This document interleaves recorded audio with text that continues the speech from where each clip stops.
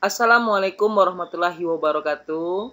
Kembali lagi bersama Ustaz Riko Saputra dalam pembelajaran PJOK kelas 5 SDIT Hidayatullah Kota Bengkulu.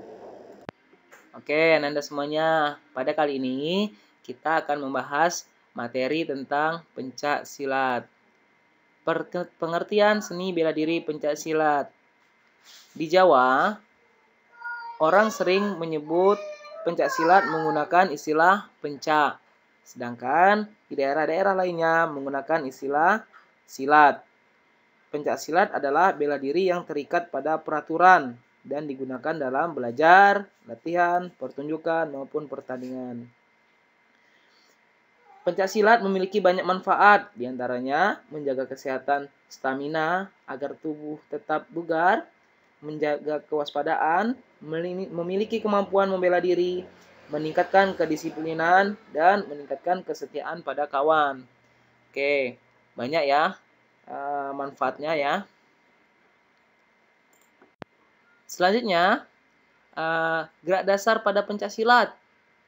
Pada pencak silat ada 2 gerak dasar yang ingin Ustadz sampaikan, yaitu gerak dasar lokomotor dan gerak dasar non-lokomotor. Gerak dasar lokomotor yaitu gerak dasar berpindah tempat, sedangkan gerak dasar non-lokomotor adalah gerak dasar tidak berpindah tempat. Oke, contoh gerak dasar di tempat pada gerakan silat. Ya, contoh gerak dasar di tempat pada gerakan silat ada yang namanya contohnya yaitu sikap kuda-kuda. Sikap kuda-kuda merupakan dasar dalam melakukan pencak silat. Hampir semua gerakan pencak silat menggunakan sikap kuda-kuda. Sikap kuda-kuda adalah sikap mempersiapkan kedua kaki untuk memperkokoh posisi tubuh. Ya, banyak macamnya ya. Kemudian ada namanya sikap pasang. Ya, kuda-kuda untuk kita pasang pada saat melakukan pencak silat. Ada sikap berdiri tegak, sikap pasang terbuka, ya. Sikap pasang kuda-kuda sejajar, sikap pasang kuda-kuda memutar, sikap pasang kuda-kuda serong kiri depan, sikap pasang kuda-kuda tengah, sikap pasang kuda-kuda menyilang, sikap pasang kuda-kuda menyamping. Oke, Ustadz kasih contoh satu sikap pasang ya. Sikap pasang terbuka. Cara melakukannya, langkahkan kaki kanan serong kanan ke belakang, sehingga kuda-kuda pada kaki kiri. Sikap kedua tangan terbuka lebar, tidak melindungi tubuh. Pandangan ke arah depan atau lawan. Sikap kuda-kuda dan tangan akan segera berubah saat ada serangan dari lawan. Jadi, itu satu contoh cara melakukannya. Ya. Sebelum lawan menyerang, kita pasang dulu kuda-kuda kita.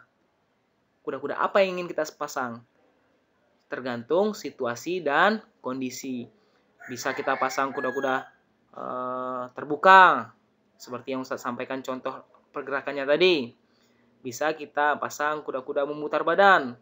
Oke, tergantung situasi pada saat lawan akan menyerang dan pada saat Ananda ingin memiliki strategi untuk menyerang gitu. Kemudian ada contoh gerak dasar lokomotor atau berpindah tempat pada silat, yaitu gerak yang pertama yaitu gerak langkah dan tangkisan ya. Gerak dasar pencak silat adalah suatu gerak dasar yang dilakukan dengan cara melangkah atau berpindah tempat dari satu titik ke titik yang lain. Menghindar, menangkis, menyerang, mengelak, dan gerakan tipuan lainnya. Ya. Gerakan langkah dan tangkisan itu bertujuan untuk menghindar dan menggagalkan serangan lawan dengan cara melakukan tindakan menahan serangan lawan dengan tangan, boleh dengan kaki atau dengan tubuh. Gerakan tersebut dapat dilakukan dengan tangkisan samping, tangkisan gedik, tangkisan siku, dan tangkisan potong.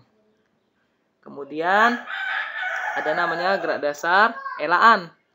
Elaan merupakan gerak pembela dengan cara memindahkan bagian tubuh yang menjadi sasaran serangan. Elakan dapat dilakukan dengan melangkah atau memindahkan kaki, tidak dengan melangkah. Gerakan elakan meliputi elakan bawah, elakan samping, elakan atas kiri, dan elakan samping atas kanan. Kemudian ada namanya gerakan pukulan, ya. Gerakan pukulan biasa kita sebut dengan gerakan serangan, ya. Ada dengan pukulan depan, pukulan samping, pukulan bantul, ya. Banyak pukulan di sini. Gerakan menyerang dengan pukulan itu biasanya kita mengikuti gerak dasar lokomotor kita. Jadi ketika kita bergerak dari satu titik ke titik lain, itu sudah dikatakan gerakan lokomotor. Ya, ketika kita memukul dengan pukulan depan, itu posisi kita sudah berpindah tempat. Selanjutnya ada namanya gerakan tendangan. Ya, gerakan menyerang dengan tendangan. Ada macam gerakan tendangan, ya, tendangan depan, tendangan samping, ada namanya tendangan T dan tendangan yang lain-lain. Ya, itu sama itu merupakan contoh dari gerakan dasar lokomotor atau berpindah tempat. Contohnya, Ananda menendang target atau menendang lawan, itu Ananda pasti dari titik satu ke titik lain Ananda berpindah tempat. Jadi gerakan tendangan juga dikategorikan gerakan dasar lokomotor. Nah, itulah materi dari Ustadz. Ustadz harap Ananda semua bisa memahami materi yang sudah Ustadz sampaikan. Kesimpulannya, ada 2 macam gerakan dasar yang berkaitan dengan gerakan pencak silat.